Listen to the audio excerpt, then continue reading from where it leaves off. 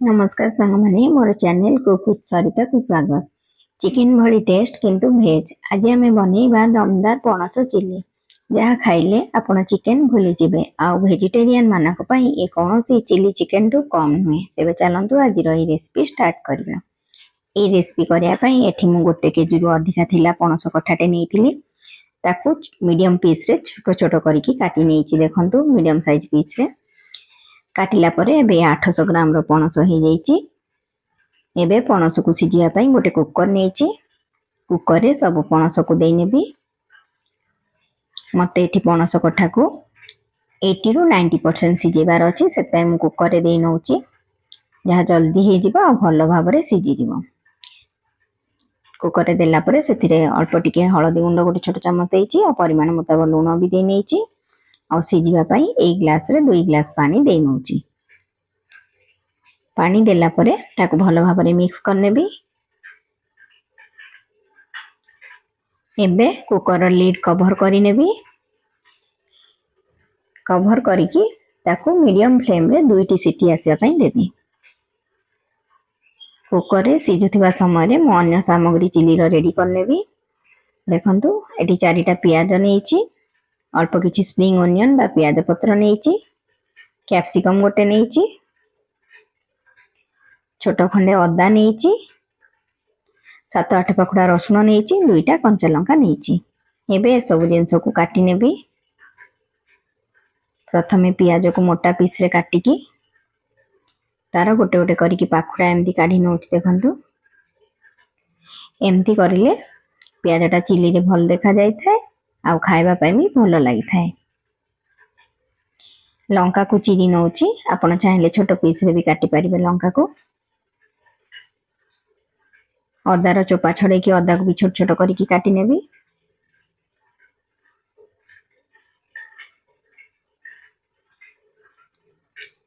केते छोट करची देखंतु।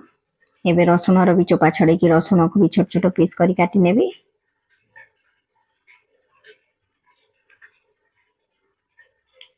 और प्याज पत्र को भी सेम छोट पीस करी काटी नेबी।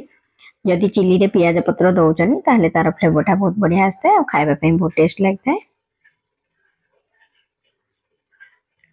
एबे कैप्सिकम को प्रथमे काटी की तार मंजी सब अलगा करनेबी। ताकू भी बेसी छोट करिबिनी, स्क्वायर पीस रे काटी नेबी।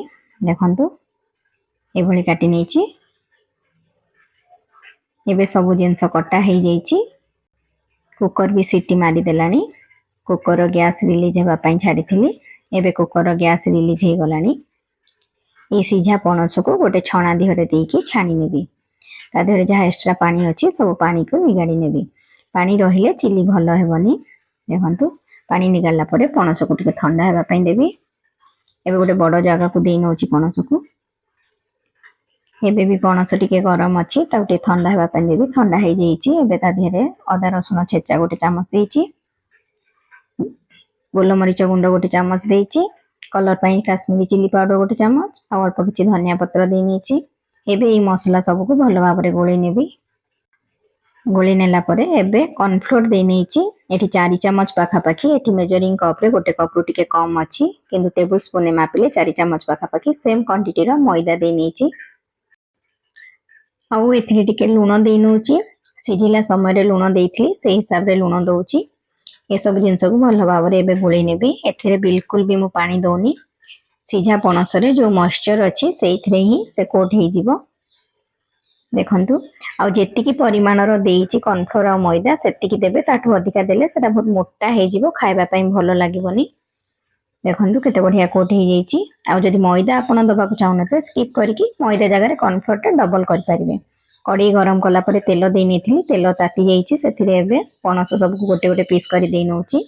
एका संगरे देले सब लागी जिवो ता देहरे से भलो हेबनी। सेतै गोटे गोटे पीस कर देइची। आ फ्लेम सब बेले मीडियम रु हाई रखिबे। लो फ्लेम रे छानले तेल बहुत सोक करिवो। एबे पणस हे गलानी। एबे ताक सब काढी नउची। देखंतु एठी गोटे टिश्यूस पके नीची। जहा एक्स्ट्रा तेल आसुतबो से टिश्यूस रे सोक कर जिवो। देखंतु सब पणस कठा छानी नीची।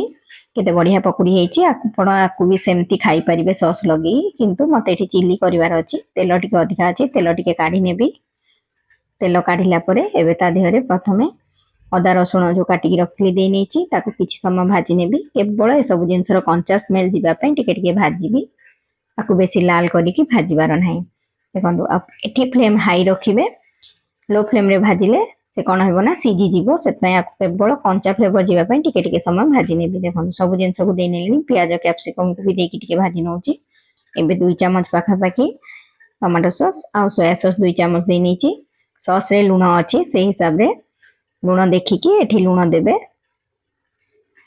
एबे गोटे बड़ चम्मच गोटे टेबल स्पून ने कॉर्नफ्लोर नेइथिली ताको 4-5 चम्मच पानी देकी फेंटी देइथिली एबे ताको भी दे नेची एठी ताको दे फुटीबा को देबी फुटी गलानी एबे जो छाणी की पणस रखथिली से पणस को भी दे नउची एबे भी फ्लेम हाई रे ही थिबो हाई फ्लेम रे सब जिंस को मिसई नबा गोटे 2 मिनिट पर्यंत एठी मते ड्राई चिली करबार थिला सते मु पानी बेसी देइनी कस्तूरी मेथी पत्र गोटे चम्मच आउ कट्टा धनिया पत्र अल्प देकी ताकू भी भल भाबरे मिसई नेबी एठी मते जेहेतु ड्राई चिली करबार थिला सेति पई मु पानी देइनी जदि आपण टिके लतपट वाला करिया को चाहूतिबे ताले एठी टिके पानी रो क्वांटिटी अधिका देइ नेबे आ से हाई फ्लेम रे ही सब जिंस को मिसईबे देखंतु न हेले कोन हेबो ना पणसटा बेसी सीजी जिवो तार क्रिस्पीनेस टा पड़िबो देखंतु केते बढ़िया भाबरे हे गलानी एबे फ्लेम ऑफ कर नेची आ ऊपर किछि स्प्रिंग ओनियन दे नेची आ अल्प टिके धळा खसा दे नउची देखंतु हमरो टेस्टी पणस चिली रेडी हे जाईची